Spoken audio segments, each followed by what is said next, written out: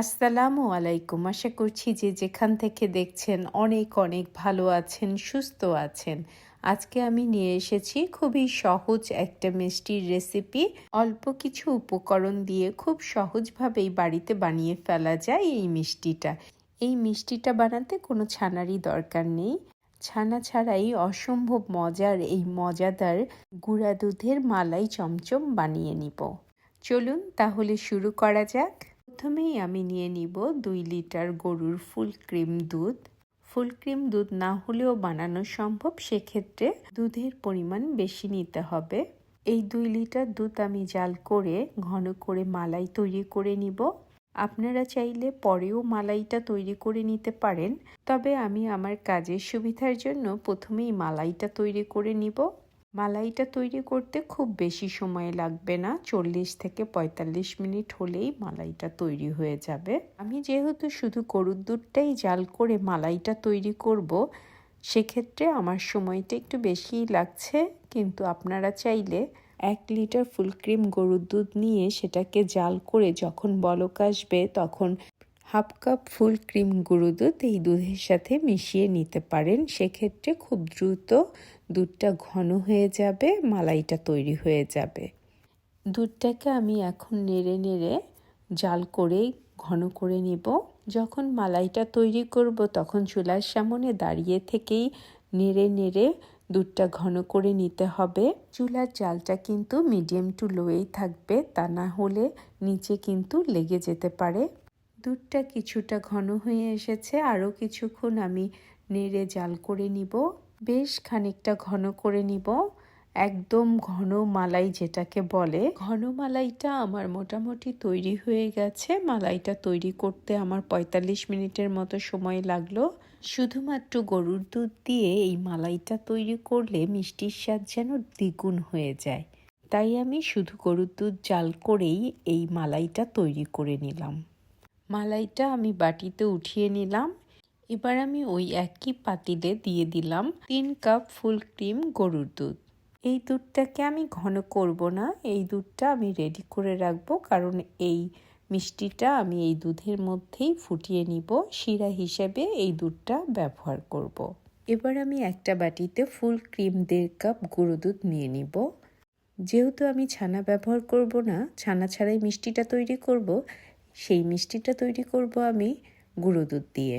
আর সাথে দিয়ে দিব 1.25 চা চামচ বেকিং পাউডার। একটা জিনিস খেয়াল রাখবেন, বেকিং পাউডারই এই মিষ্টির জন্য ব্যবহার করব, বেকিং সোডা কিন্তু ব্যবহার করব না। এরপর দিয়ে দিব 1 টেবিল চামচ গলানো ঘি। আপনারা চাইলে ঘির বদলে বাটারও ব্যবহার করতে পারেন, অনেকে অবশ্য তেলও ব্যবহার করে, তবে আমার কাছে মনে হয় এই মিষ্টিটার স্বাদ অনেক বেড়ে যায় যদি ঘি অথবা বাটার ব্যবহার করা হয়। এবার আমি গুঁড়ো দুধের সাথে ঘিটা হাত দিয়ে ভালো করে ঘষে ঘষে মেখে নিচ্ছি। এতে করে দুধের সাথে ঘিটা খুব সুন্দরভাবে মিশে যাবে। এখন আমার লাগবে হাফ কাপ খুবই ভালো করে মিক্সড করে নেওয়া ডিম। 1.5টা ডিমও বলতে পারি, তবে সেক্ষেত্রে অনেক ডিম ছোট অথবা বড় থাকে, 1 চা চামচ কম অথবা বেশি লাগতে পারে।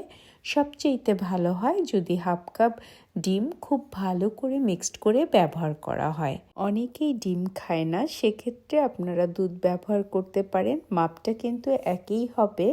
তবে একটা কথা বলে রাখা ভালো, ডিম দিয়ে তৈরি করলে যতখানি স্বাদ হবে, দুধ দিয়ে তৈরি করলে ততখানি কিন্তু স্বাদ হবে না, একটু কম হবে।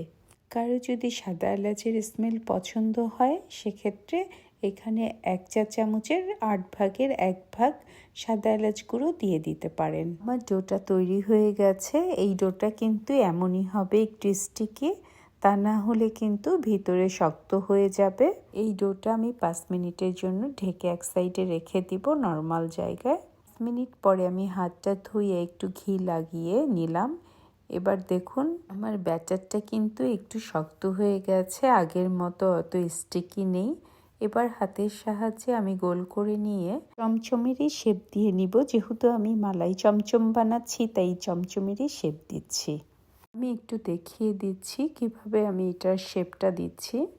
আমি একরকম সাইজে হাতের মাপে সবগুলো বানিয়ে নিব।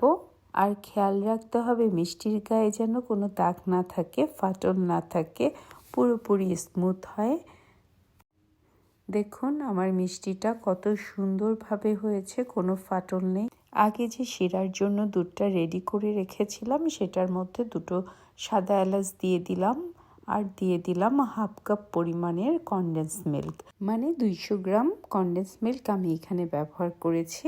আপনারা চাইলে আপনাদের স্বাদ মতো একটু বেশি অথবা কম তো দিতেই পারেন। আমি ভালো করে দুধের সাথে কনডেন্স মিল্ক মিশিয়ে একটু জাল করে নিব। যখন দুধটা এক বলক চলে আসবে আমি দিয়ে দিব মিষ্টিগুলো। এই দুধটাকে ঘন করা যাবে না, একদম পাতলা অবস্থাতেই মিষ্টিগুলো দিতে হবে। যদি ঘন করে ফেলি তাহলে কিন্তু মিষ্টিগুলো শক্ত হয়ে যাবে। একে একে আমি সবগুলো মিষ্টি দিয়ে দিব। মিষ্টিগুলো দেওয়ার পরে ঢাকনা দিয়ে ঢেকে দিব। ঢাকনায় যদি কোনো ছিদ্র থাকে টিস্যু পেপার দিয়ে ছিদ্রটা বন্ধ করে দিব। মিষ্টিটা আমি মিডিয়াম জালে 6 থেকে 7 মিনিট জাল করে নিব। যখন দুধটা উপরে উঠে আসবে তখন ঢাকনাটা একটু খুলে দেব, তা না হলে সবসময় ঢেকে 7 মিনিট জাল করে নিব।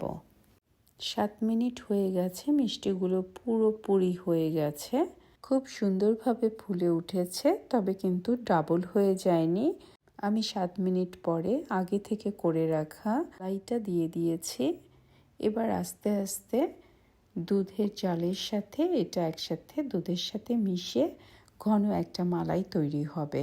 মিষ্টিটা জাল হয়ে যাওয়ার পরে যদি আমি মালাই ব্যবহার করি সেক্ষেত্রে কিন্তু মিষ্টিটা আর শক্ত হয়ে যাবে না, কোনো সমস্যাই আর হবে না। মালাইটা দেওয়ার পরে আরও 1-2 মিনিট আমি জাল করে নিয়েছি।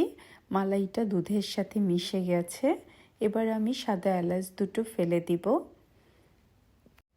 মালাইটা আমার ঘন হয়ে গেছে, মিষ্টিগুলো পুরোপুরি সেদ্ধ হয়ে পারফেক্ট চমচম হয়ে গেছে।